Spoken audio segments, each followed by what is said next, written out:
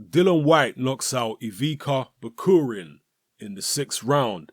This was his first fight back since his loss to Anthony Joshua last December, and it was his first fight back since major shoulder surgery. How did he look? He looked over anxious to me. That's my overall assessment of it. He was over anxious in front of a big crowd again. And remember, Dillian Whyte is not as experienced in front of big crowds as somebody like Anthony Joshua. Joshua's been fighting in front of big crowds since his pro debut, whereas Dillian Whyte has only fought in front of a big crowd a couple of times. The few times leading up to the Joshua fight. So I think he still has to get used to being on that type of stage because he was just trying way too hard.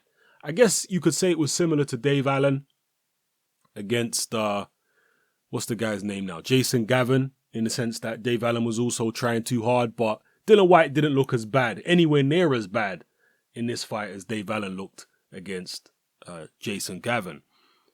But with that being said, Dillian wasn't living up to his name, the body snatcher. He should have been going to the body. There was very few body shots from Dillian. He was headhunting a lot. And that really, I don't want to say cost him because he obviously won the fight, but it caused him to not look as good as he could have looked if he would have concentrated on the body and relaxed in there. He just seemed far too anxious to knock the guy out. And when you're fighting a very negative opponent, and Bacurin was extremely negative, people, I mean, you couldn't really get more negative than somebody like Bacurin. He was extremely negative. When you're fighting somebody like that, it's paramount that you stay relaxed. As soon as you start getting frustrated, you're going to be telegraphing your punches even more than you were originally, and your opponent's going to be able to see them even easier. Eventually, though, Dillian Whyte's size and strength did start to wear Bacurin down. Bacurin was constantly on his bike, running around the ring Amir Khan style, and there's only so long you can run for, particularly when you're not that skilled in terms of footwork and what have you. There's only so long you can run for. But when you're in against a bigger guy with a longer reach, physically stronger, a guy you can't hurt.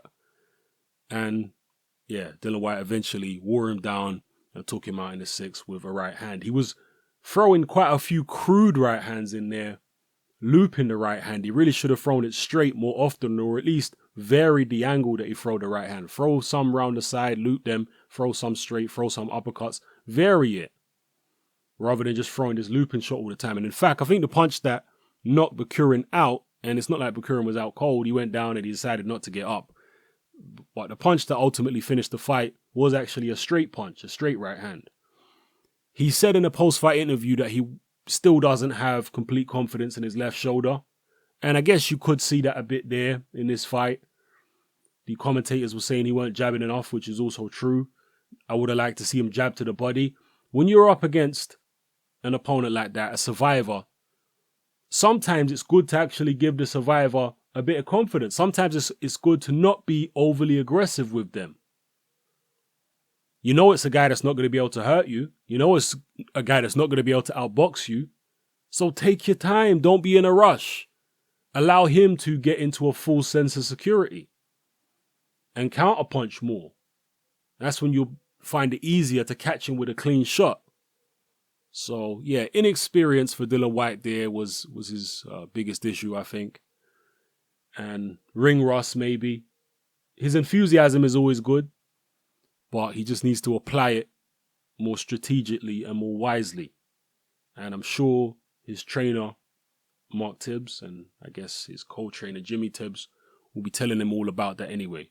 Jimmy Tibbs, for one, I can definitely vouch for him. He's a very, very smart and knowledgeable boxing man. So in terms of Dillian Whyte's physical appearance, to me, he looks, I would say he looks more solid than he did against Joshua. He definitely looked more solid, even though he was actually heavier. Because against Joshua, I think he was 4 or 5 pounds lighter than he was in this fight. But in this fight, he looked more physically solid. Like the muscle mass was more solid. So he's probably gained a bit of muscle, gained quite a bit of muscle and lost a bit of fat there, I think. that's my assessment of Dillian Whyte's performance against Ivica Bacurin. Let me know what you felt about Dillian Whyte's performance. Drop your comments in a comment section below. Who do you think he should fight next? And one thing has to be pointed out. When you fight an opponent who's more willing to engage with you, you're going to be able to land your shots more easily. When you're fighting a guy that's as defensive and as intent on surviving as Bacurin was, it's usually more difficult to land clean punches on them, because all they're thinking about, they're not even thinking about hitting you back. All they're thinking about is avoiding getting hit themselves. So anyway, yeah, drop your thoughts below. It's your boy Hatman.